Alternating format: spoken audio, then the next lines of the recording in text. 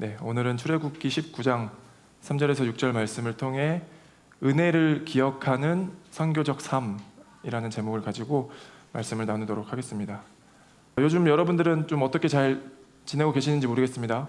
잘 지낸다라는 뜻이 어떤 먹고 사는 문제에 대해서도 잘 괜찮은지 좀 안부를 묻는 것도 있고, 특별하게는 어떤 영적으로 하나님 앞에 온전한 예배를 또 잘 드리고 있는지, 하나님 앞에 온전히 압도되어서 이끌려가는 삶을 잘 살고는 있는지, 그런 것들이 명확하지 않으면 우리의 삶이 때로 되게 피곤하고 힘들게 느껴질 때가 있거든요. 우리가 뭔가는 막 열심히 살아가고 있는 것 같은데 가끔 내가 뭐 하면서 살고 있지? 왜 이렇게 열심히 살고 있지라는 어떤 허탈감이 찾아올 때는 분명하게 뭔가 신호가 사인이 있다는 뜻인데, 보통 대개 그 원인이 우리가 하나님 앞에 온전한 예배를 잘 드리지 못하고 있을 때, 내가 하나님 앞에 어떤 사람인지 정체성을 붙잡지 못했을 때, 나의 존재가 어떤 존재인지 흐릿해졌을 때 보통 그런 어려움들, 그런 고민들을 좀 느끼는 것 같습니다. 지금 이제 5월 둘째 주 지나가고 있죠. 벌써 상반기가 이제 한 달 지나면 마무리가 될 텐데, 여러분들은 2025년을 또 어떻게 지내고 있는지, 여러분들의 영적인 상황들, 여러분들의 신앙은 건강한지, 좀 이런 안부를 묻는 질문인 것 같습니다. 그리스도인이라면 우리가 살면서 반드시 해야 되는 질문이 한 가지가 있는데, 그리고 자주 반복적으로 해야 되는 질문이 있는 게 뭐냐면, 우리는 누구이며 나는 누구이며 무엇을 위해 여기에 있는가? 라는 이 질문을 반복적으로 해야 합니다. 반복적으로 한다는 뜻은 나는 누구이며 우리는 무엇을 위해 여기에 있는가? 라는 것에 충분히 답을 써 내려가는 연습들을 하고, 또 살다 보면 어느 순간 그거를 까먹고 또 막 정신없이 살다 보면, 그쵸? 힘들 때가 있죠. 그럼 그때 어떤 신호가 왔을 때 또 그 질문을 던지는 거예요. 나는 누구이며 우리는 누구이며 무엇을 위해 여기에 있는가? 그리스도인이라면 이 질문을 반드시 반복적으로 자주 던지고 답을 해보는 습관을 가져야 하는 줄 믿습니다. 이 질문은 우리가 삶을 살아갈 때 우리의 삶을 지속시킬 수 있는 힘이 됩니다. 우리가 살다 보면 굉장히 힘들고, 그렇죠? 괴롭고 연약해질 때가 있는데, 그때 우리의 정체성을 확인하기 위해서 이 질문들을 던지는 거예요. 나는 누구이며, 그렇죠? 우리가 가진 은혜는 무엇이며, 우리는 어떤 존재이며, 하나님이 어떻게 우리를 부르셨으며, 우리의 존재를 계속 확인하는 그런 반복된 과정을 통해서 우리의 삶이 더 힘차게 살아갈 수 있는 근거와 이유가 된다라고 하는 거죠. 여러분들도 느끼실지 모르겠지만, 인간이 보통 가장 힘들어지는 때는 언제냐면, 무엇인가를 많이 해서라기보다는, 어떤 일을 압도적으로 많이 해서일 때보다는, 내가 그 일을 하고 있는데 왜 하는지 모를 때, 그 일을 하는 의미를 발견하지 못할 때, 내가 열심히 살고는 있지만, 내가 열심히 일을 하고 사역을 하고 봉사를 하고 돈을 벌고 있지만, 그것들을 내가 왜 하고 있는지에 대한 의미와 이유를 찾지 못할 때 오히려 더 힘든 감정과 힘든 마음들을 느끼게 됩니다. 반대로, 그렇다면 그 반대는, 우리가 아무리 열심히 일을 하고 봉사를 하고 삶을 살아도 그것의 어떤 이유와 근거와, 그쵸, 목적이 명확하면 때로 우리는 그것을 충분한 힘으로, 기쁨으로 감당할 수 있게 되는 모습들을 본다는 거예요. 아마 봉사해 보신 분들, 찬양하시는 분들, 그쵸, 각자 교회에서 어떤 일들을 하고 여러분들의 삶을 살 때 분명하게 느껴지는 경험들이 있었을 거예요. 그렇죠? 내가 아무리 열심히 막 못할 것처럼 많이 일을 하더라도 그 이유가 분명해서 나에게 오히려 소망이 되는 일들이 있고, 때로는 아무것도 안 하고 있는데도, 물리적으로 육체적으로 힘든 일이 아무것도 없는데도 불구하고 너무 힘든 모습들, 그거는 어떤 우리의 양의 문제가 아니라 이것을 하는 이유와 근거와 목적이 흐릿했을 때, 혹은 선명했을 때, 그때 나타나는 현상들이라는 거죠. 그래서 우리가 반복적으로 자주 질문을 해야 되는 내용이 뭐라고요? 우리는 누구이며, 당신은 누구이며, 너는 누구이며, 우리는 누구이며, 우리 공동체는 무엇이며, 왜 여기에 존재하는가?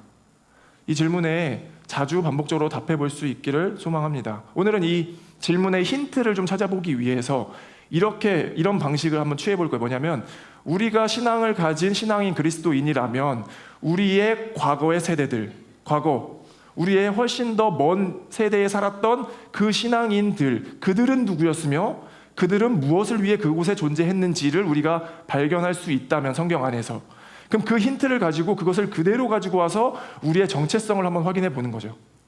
이해가 되시나요? 우리는 누구이며 우리는 무엇을 위해 여기에 존재하는가를 답해보기 위해서 그 힌트를 성경 안의 먼 역사 속에서 그들은 누구였으며 그들은 무엇을 위해 그 땅에 존재했는가를 한번 살펴보는 거예요. 그럼 만약에 성경이 진리다라는 것을 우리가 분명하게 믿을 수 있다면, 그들은 누구였는지가 곧 우리는 누구였는지라는 것과 연결될 수 있을 것이고, 그들은 그 땅에 왜 존재했는지가 우리가 이 땅에 왜 존재하게 되는지를 연결시켜서 볼 수 있게 되는 거죠. 그런 식으로 한번 오늘 성경을 통해서 우리가 그 질문의 답을 한번 찾아보자는 겁니다. 오늘 본문 이전 19장 이전에 등장했던 내용은 출애굽 사건입니다. 성경에서 출애굽 사건은 매우 중요하고 의미 있는 큰 사건이긴 하지만 출애굽 역시 절대적으로 가장 목적이 되는 사건은 아닙니다. 무슨 뜻이냐면 출애굽조차도 여전히 어떤 것을 위한 하나의 사건이라는 거죠. 큰 사건은 맞지만 가장 큰 사건은 아닌 거예요. 성경에서 말하는 가장 큰 사건은 출애굽을 통해서 하나님께서 이루고자 하시는 어떤 메시지가 또 하나 더 있었던 거죠. 우리가 잘 알고 있듯이 이집트에서 소수자, 아주 가난하고 연약하고 핍박당하고 노예로 자유가 없던 이스라엘 백성을 하나님의 은혜로 출애굽시키십니다. 그리고 오늘 본문은 시내산 앞에 도착을 했을 때의 내용이에요. 그 출애굽 사건을 이루기 위해 모세라는 한 사람을 부르셨고 이스라엘 민족을 하나님의 전적인 은혜로 구원해 내셔서 이집트에 재앙도 주고 홍해 바다도 건너게 하시면서 지금 시내산 앞에 이르게 됩니다.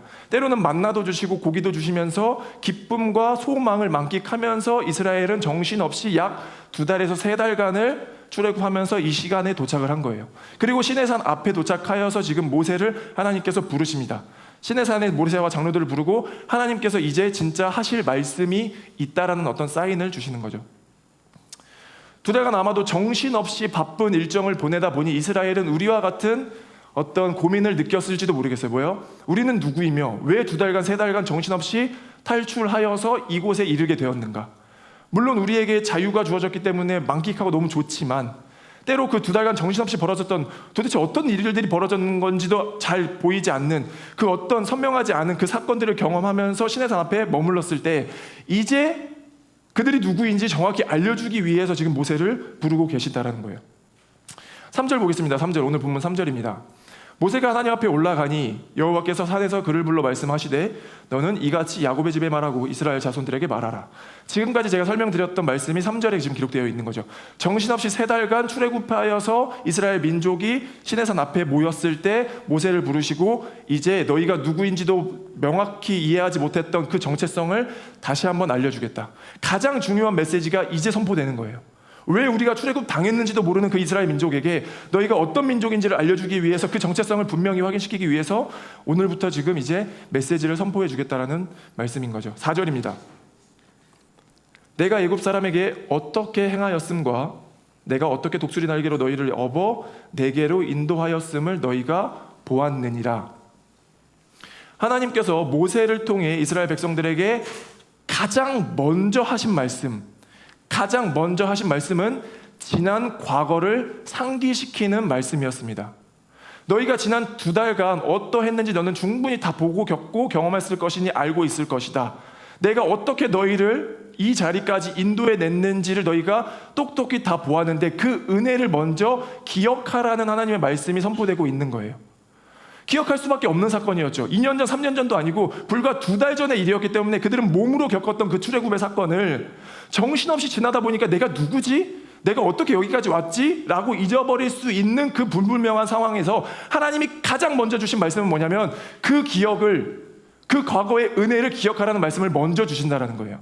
여기서 특별한 은혜가 뭐냐면 이걸 기억해야 되는데 하나님께서 이런 일들을 이루셨구나라는 것을 보는 게 아니라 가장 먼저 하신 말씀이 이거라는 건데 뭐냐면 18장까지는 단 한 번도 율법에 대한 이야기가 나오지 않아요. 무슨 뜻이냐면 하나님은 우리에게 율법을 주셔서 율법을 지키고 하나님의 자녀답게 사는 것이 중요하다라고 우리에게 요구하시지만 그것보다 선행되어지는 게 뭐냐면 내가 너희를 어떻게 인도해냈는지 그 하나님의 독수리 날개 같은 은혜를 먼저 기억하라는 거죠. 심지어 율법에 대한 이야기조차가 안 나오는 그 말씀에 하나님이 이스라엘 백성을 불러놓고 모세야 똑똑히 이야기해라. 너희가 무엇을 해야 돼서 너희에게 무엇인가를 요구하여서 너희가 어떻게 살기를 원하여서 내가 너희를 구원해낸 것이 아니라 내 전적인 은혜로 독수리 날개와 같이 너희를 구원해냈다라는 그 은혜의 사실을 먼저 알려준다는 거예요. 이 원리는 우리의 신학에 있어서 매우 중요합니다. 우리가 이 자리에 앉을 수 있는 은혜도 우리가 무엇인가를 잘해서가 아니라 그렇지 않나요? 우리가 뭔가 대단히 열심히 뭔가를 잘해서가 아니라 전적으로 먼저 하나님께서 은혜를 주셨기 때문에 우리가 예배드릴 수 있는 예배자로 세워져 있다라는 거예요. 하나님은 그걸 가장 기억하길 원하셨던 거죠. 너희가 무엇인가 대단한 걸 이루기 위해서가 아니라 괜찮아. 그냥 나의 은혜를 충분히 먼저 누리면 돼, 받으면 돼. 너희를 통해서 이루실 일이 있긴 하지만 그거는 둘째 문제고, 가장 먼저 말하고 싶으신 하나님의 뜻이 뭐예요? 내가 너희를 어떻게 은혜로 구원해냈는지를 똑똑히 기억하라는 거죠. 그 은혜를 기억할 수만 있다면 그 이후의 문제는 아무것도 문제가 되지 않아요. 우리가 힘들고 쓰러지고 지치고 포기되는 이유가 뭡니까? 그 선행되어졌던 충만했던 은혜를 잊어버릴 때 그렇게 되는 거예요. 우리가 어떤 존재인지, 하나님이 우리를 어떻게 구원하셨는지 그 은혜를 잃어버릴 때, 그 초점이 불분명할 때 우리가 힘들어지더라니까요. 일의 양이 아무리 많아도, 우리가 감당할 것이 너무나도 많아도 충분히 넉넉히 이길 때는 언제예요? 우리 존재가 어떤 존재인지 알아질 때, 하나님의 자녀된 우리의 주의 백성이, 내가 정체성이 명확하니 이 일들이 그냥 충분히 기쁨으로 소망으로 감당되어지더라고요. 그 원리를 지금 하나님께서 먼저 선포하고 계시는 거예요. 율법도 말씀하시기 이전에 먼저 내가 너희를 어떻게 구원해냈는지를 똑똑히 기억하여라. 흔히 구약은 어떤 율법, 신약은 뭐 은혜, 이렇게 좀 비교되는 경우도 있는 것 같아요. 예를 들면 뭐 틀린 말은 아니겠지만, 혹시라도 구약은 뭐 율법을 잘 지켜서 이스라엘 백성들이 복을 받고 은혜에 이르게 되었다, 신약은 전적으로 그냥 십자가의 예수 그리스도의 사랑으로, 은혜로, 믿음으로만 구원에 이르게 되었다라고만 설명한다면 이거는 사실은 틀린 말이죠. 구약도 여전히 마찬가지로 율법이 주어지기 이전에, 그 율법을 지키기 이전부터 하나님이 전적인 은혜로 주권으로 우리를 구원에 이르셨다라는 것이 오늘 말씀에도 증거되고 있는 거예요. 근데 갈라디아서 3장을 보면, 제가 읽어드리겠습니다. 어리석도다 갈라디아 사람들아, 예수 그리스도께서 십자가에 못 박히신 것이 너희가 눈앞에 밝히 보이거늘 누가 너희를 꾀더냐? 내가 너희에게서 다만 이것을 알려하노니 너희가 성령을 받은 것이 율법의 행위로냐 혹은 듣고 믿음으로냐. 똑같은 설명을 지금 바울이 하고 있는 거죠. 너희가 이같이 어리석으냐? 성령으로 시작하였다가 이제는 육체로 마치겠느냐? 왜 은혜를 믿음으로 받았다가 왜 자꾸 육체로 돌아가려고 하는 거냐는 거예요. 너희가 이같이 많은 괴로움을 헛되이 받았느냐? 과연 헛되냐? 너희에게 성령을 주시고 너희 가운데 능력을 행하시는 이의 일이 율법의 행위에서냐 혹은 듣고 믿음에서냐? 아브라함이 하나님을 믿음에 그것을 그에게 의로 정하셨다 함과 같으니라. 그런즉 믿음으로 말미암은 자들은 아브라함의 자손이 되는 줄 알지어다. 이게 무슨 뜻이냐면, 아브라함은 이미 율법 한참 전의 사람이잖아요. 그 말은 뜻이 뭐예요? 그러니까 우리가 어떤 율법의 순종, 하나님의 자녀다움의 행함으로 인해서 이루어진 것이 아니라 먼저 하나님께서 계획해 놓으신 은혜라니까요. 하나님께서 전적으로 그냥 너희를 구원할 거야 라는 한 주권의 선택이라고요. 특별히 갈라디아서의 말씀인데도 불구하고 구약의 아브라함을 인용해서 하는 이야기가 뭐예요? 그런 뜻인 거죠.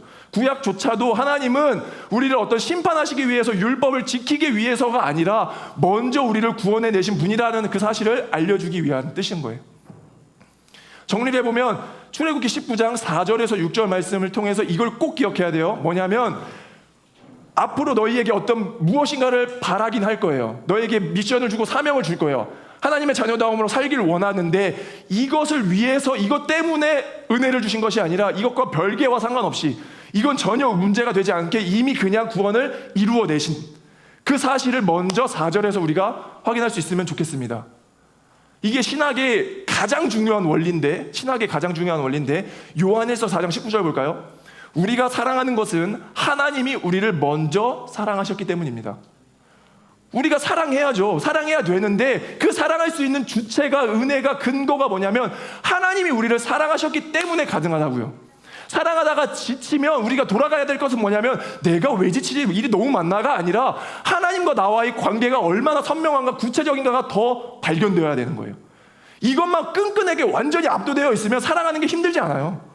누군가를 사랑하는 게 넉넉히 이겨진다는 거죠. 에베소서 4장 32절, 서로 친절히 대하며 불쌍히 여기며 하나님께서 그리스도 안에서 여러분을 용서하신 것과 같이 서로 용서하십시오. 똑같아요. 신학의 원리는 동일합니다. 전적으로 하나님께서 먼저 우리에게 부어주신 은혜와 용서와 사랑이 우리를 충만함으로 이끌어서 용서할 수 있게 된다니까요. 용서를 하려고 하다 보면 안 되는데, 용서 받았다라는 사실이, 은혜가 기억되면 용서가 되더라는 거예요. 그 원리를 지금 계속 말씀해 주는 거죠. 누가복음 6장 36절, 너희의 아버지께서 자비로우신 것 같이 너희로 자비로운 자가 되라. 야, 자비로워야지 라고 말씀하시는 게 아니라, 너희의 아버지가 얼마나 자비로워서 너를 품으신 그 은혜를 기억할 수 있다면 너가 자비롭지 않을 수가 있겠냐라고 말씀하시는 거라고요. 이해가 되나요? 우리가 어떻게 구원에 이르게 되어서 하나님의 자녀 되어서 찬양할 때 기쁨과 소망이 넘치고 하나님의 말씀을 볼 때 달콤하고 주의 뜻대로 살고 싶은 나의 욕망이 가득해지는 평안함, 샬롬이라고 하는, 안식이라고 하는 내 삶의 너무너무 복잡한 이 세상 가운데 하나님이 나를 주권으로 인도하셔서 내 안에 따뜻한 평안함, 사랑이 가득되어지는 그 상태는 하나님 아니고선 할 수 없다라는 거죠. 하나님이 우리에게 은혜를 부어주시지 않으면 절대 불가능하다라는 거예요. 그것이 우리 안에 너무 선명하게 구체적으로 딱 몸에 입혀지면 그 뒤에는 아무 문제가 안 돼요. 여러분들이 삶에 살 때 아무 문제가 안 된다라고요. 가장 4절에 먼저 하나님께서 말씀해 주시고 싶은 약속이 뭐예요? 내가 너희를 어떻게 독수리 날개와 같이 구원해냈는지를 반드시 기억해라. 두 번째는 5절 본문입니다. 세계가 다 내게 속하였나니 너희가 내 말을 잘 듣고 내 언약을 지키면 너희가 모든 민족 중에 내 소유가 되겠고, 지금 이 말씀을 한번 오늘 이렇게 건조한 상황이 아니라 상상력을 동원해서 모세가 시내산에 올라갔어요. 모세도 엄청 두렵고 떨린 마음 가운데 두세 달을 같이 견디면서 가까스로 탈출해서 이집트를 빠져나왔고, 시내산에서 모세를 부르셔서 시내산 앞에 하나님께서 말씀을 듣고 있는 그 상황을 한번 상상하면서 보는 거예요. 그런데 주변을 다 둘러보니까 모든 열방이 다 보여요. 지금 모세 눈앞에는 모든 세계가 지금 다 보이는 그 중에 너희는 모든 민족 중에서 내 소유가 되겠고 세계가 다 내게 속하였나니, 하나님이 또 다시 말씀으로 약속을 주시는 거죠. 뭐냐면 모세야, 네 눈으로 똑똑히 바라보아라. 세계가 다 내 안에, 내 모든 피조 세계가 내 안에 다 속하였는데 마지막에 뭐예요? 모든 민족 중에 다 내 소유가 될 것이다. 미래적 약속을 다시 한번 주시는 거예요. 이게 뭐냐면 4절에서 과거에 어떤 은혜로 너희가 구원에 됐는지를 한번 보고 먼저 기억하고, 5절에서 세계를 다 둘러봐. 내가 마침내 다 이룰 거야. 모든 피조 세계를 구원에 이르는 약속을 다시 미래에 주신다라고요. 이해가 되시나요? 모세에게 그 어떤 도전, 비전, 사명을 주시면서 너희는 모든 민족 중에 내 소유가 될 것이다. 어떤 미래에 성취될 언약의 약속을 다시 한번 주시는 거죠. 자, 시내산에서 기억하는 거 다시 봅니다.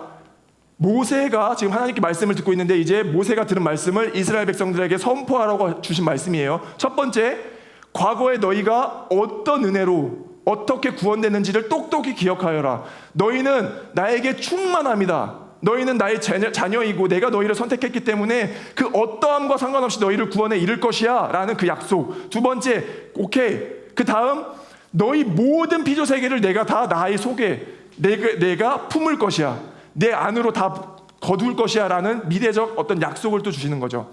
그럼 이제 마지막인데 뭐냐면, 그래서 이제 현 시점에 오늘 하루를 살아가는 이스라엘 백성이 감당해야 할 사명, 미래 어떻게 구원에 이르게 됐는지를 보여주시고 미래 어떻게 될 것인지까지 약속을 주셨으면, 그래서 너희는 이스라엘 민족이 어떤 존재가 되어야 하는지를 6절에서 지금 말씀해 주시는 거예요. 6절입니다. 너희가 내게 대하여 제사장 나라가 되며 거룩한 백성이 되리라. 너는 이 말을 이스라엘 자손에게 전할지니라.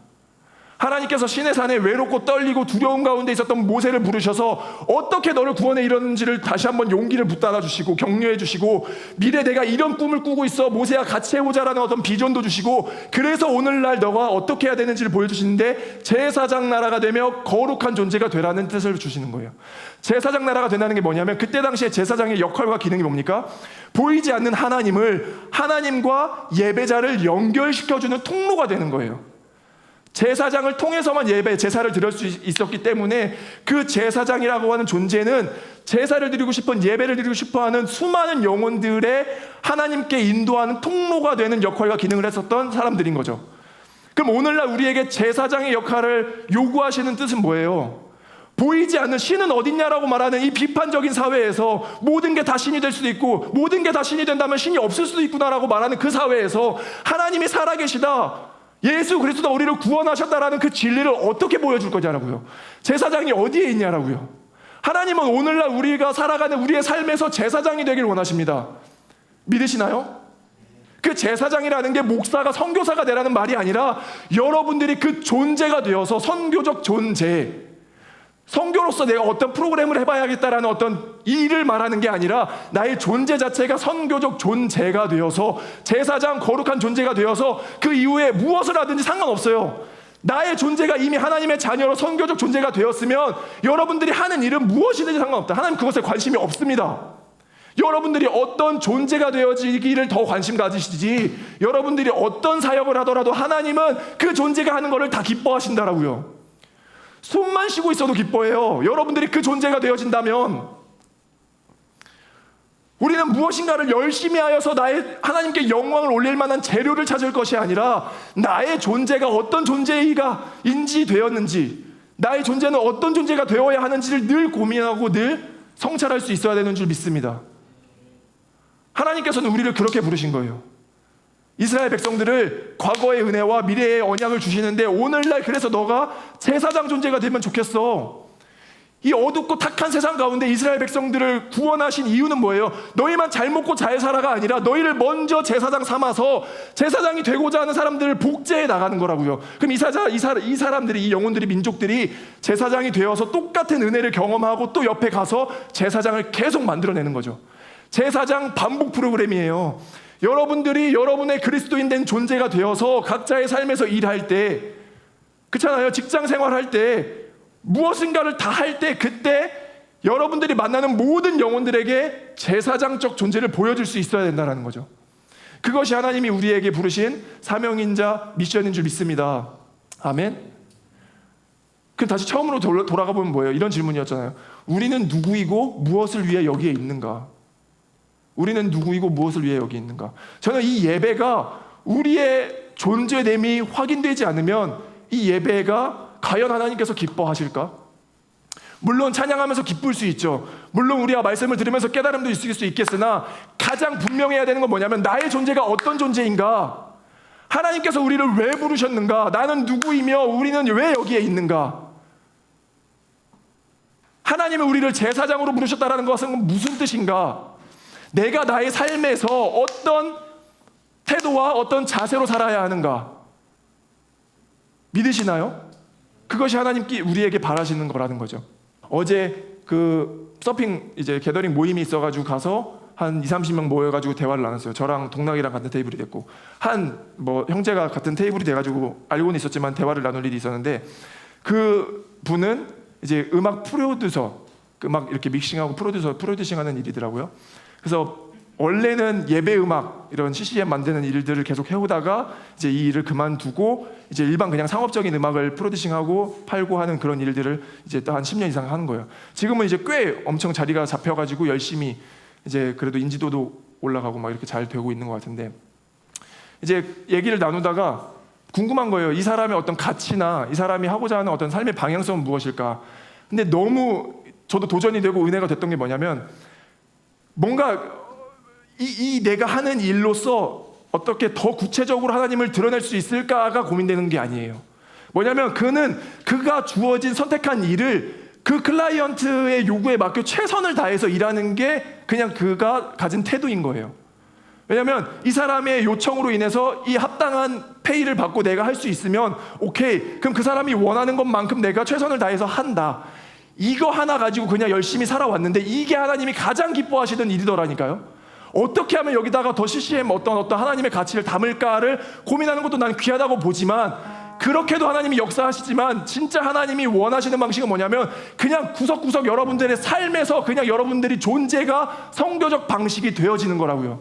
그 노래를 어떻게 하면 더 이렇게 표현해 볼 수 있을까? 좋죠. 너무 좋지만 그거 아니어도 그냥 그가 가진 마음과 태도로 그가 우리 사회 안에서 세상 안에서 살아가는 방식으로 인해서도 다 증거가 되어지더라고요. 왜냐하면 클라이언트가 느껴요. 많은 작곡가들한테, 많은 프로듀서한테 물어봤는데, 요청을 해봤는데 다르더라고요. 이 사람이 하는 작업의 태도와 이 사람이 가져오는 결과물과 이 사람이 했었던 그 모든 대화들이 돌아보니까 뭐가 다르네? 알고 보니까 기독교 그리스도인인 거죠. 그런 것처럼 그냥 우리는 우리가 주어진 상황 안에서 열심히 살면 돼요. 정직하여서 하나님의 말씀을 잘 지키려고 그냥 내가 거짓말 치지 않고 내가 좀 귀찮은 거 다 이겨내면서 하나님 코람데오, 하나님 앞에 내가 있다라는 마음으로 산다라고요. 그것이 우리의 존재가 성교적 존재가 되어지는 거죠. 비즈니스로 선교하시는 분들을 비즈니스 에즈 미션이라고 해서 BAMS라고 하잖아요. BAMS. 근데 우리가 바라보고 싶은 태도와 방향은 뭐냐면 램즈라고 해서 제가 가장 좋아하는 프로그램인데, 램즈 라이프 에즈 미션인 거예요. 뭐냐면 그냥 우리 존재가, 삶이 그냥 선교가 되는 거. 예배 드리고 끝나고 나가서 우리 선교 프로그램 고민해보자, 좋다고요. 좋지만 그냥 우리 존재가 그냥 선교가 되어버리는, 그냥 여러분들이 삶에서 구석구석 저 사람 보니까 뭐가 달라도 다르네, 그렇잖아요. 학생들 가르칠 때 내가 태도가 다르면 애들이 느끼잖아요. 선생님들이 느낀다고요. 그럼 그 공동체가 변화될 수밖에 없어요.